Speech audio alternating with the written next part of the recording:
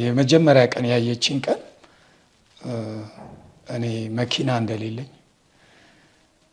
አጋጣሚ ተናግሬያለሁ ይመስለኛል። በታክሲ ነው የመጣሁት ምናምን ብዬ እንደዚህ የመጣህበት ርቀቱን ለመግለጽ ብለህ ነው እንጂ? አዎ ርቀቱን ለመግለጽ 5 ታክሲ አቆራርጬ ምናምን ስትል ነው? አዎ ማገለግልበት ቦታ የሚሄደው 5 ታክሲ ከአየር ጤና ተነስቼ ነው የሚሄደው።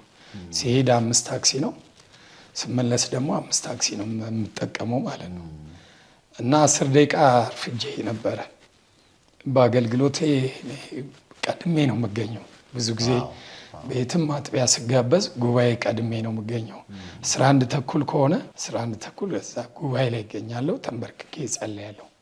የዛ ቀን 10 ደቂቃ አርፍጃለሁና ይቅርታ 10 ደቂቃ አርፍጄ ነው የመጣሁት። ያው በ5 ታክሲ ነው የምመጣው ስል እንግዳ ናት፣ በአጋጣሚ ነው የመጣችው። ግን በጣም ልቧ ተነካ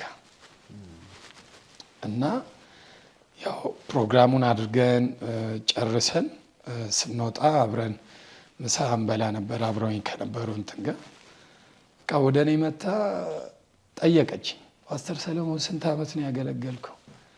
29 ዓመት። 29 ዓመት መኪና የለም? እና ያው ነገርኳት፣ መኪና እንደሌለኝ ነገርኳት።